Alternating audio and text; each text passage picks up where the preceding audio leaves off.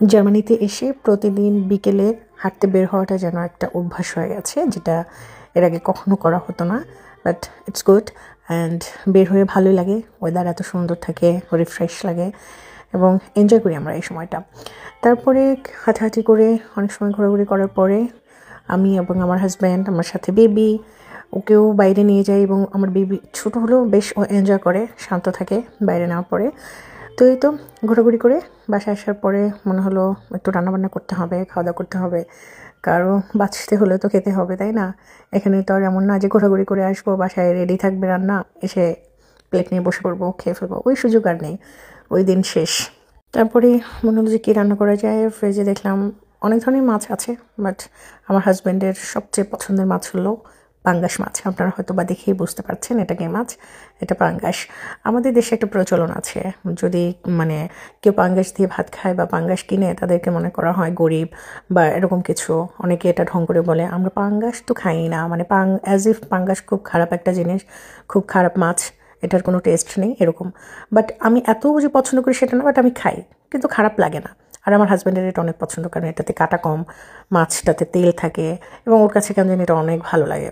যারা আর কি বলেন যে পাঙ্গাস মাছ গরিবের মাছ বা এরকম সামথিং, এবং অনেকে এটা খেলেও বলে না বা কিনেও না, মানুষকে এটা শোনায়, কিন্তু তাদেরকে বলতে চাই আসলে খাবারের বিষয়টা হচ্ছে না, এটা রুচির ব্যাপার। কে কী খাবে, কী খাবে না, এটার উপর ডিপেন্ড করে না কে কোন ক্লাসে বিলং করে। এটা যার যেটা পছন্দ। কারো গরুর মাংস ভালো লাগে না, কারো অনেক ফেভারিট, কারো খাসির মাংস একদমই পছন্দ না, কিন্তু আবার অনেকের পছন্দ। কিন্তু তার মানে কি খাসি মাংস যা পছন্দ না সে কি বলবে যে ইস কি খাসি মাংস কে খায়?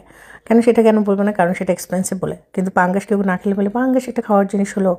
অনেকে আমি এটা বলতে শুনেছি এবং আমার ফ্যামিলি মেম্বার্সের মধ্যেও অনেককে শুনেছি এটা। বাট এই জিনিসগুলো আমার খুব বিরক্ত লাগে।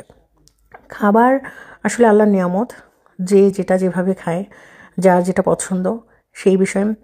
আর আমার যেটা পছন্দ না সেটা আরেকজনের পছন্দ হতেই পারে, তাই প্রত্যেকটা জিনিসকে রেসপেক্ট করতে হবে। যে যেটা পছন্দ করে না, ওকে পছন্দ নাই করতে পারে, সবার পছন্দকে আমাদের রেসপেক্ট করা উচিত। যার যেটা ভালো লাগবে না সে সেটা খাবে না, যার যেটা ভালো লাগবে সেটা খাবে। কিন্তু খাবারের মধ্যে কেন ভাই ডিসক্রিমিনেশন? এটার মধ্যে কেন ক্লাসিফিকেশন থাকবে যে কোনটা গরিবের খাবার, কোনটা বড়লোকের খাবার? আর এখানে কিন্তু পাঙ্গাস মাছের অনেক দাম।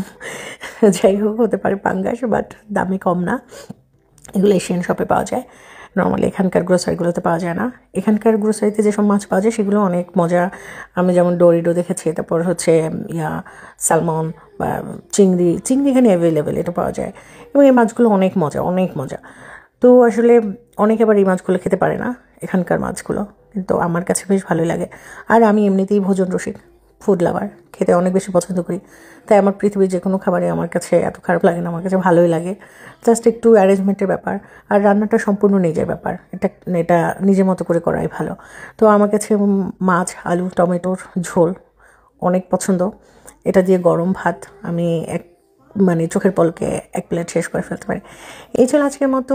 নেক্সট ভ্লগে আবার কিছু না কিছু শেয়ার করবো। ওকে, বাই, টেক কেয়ার।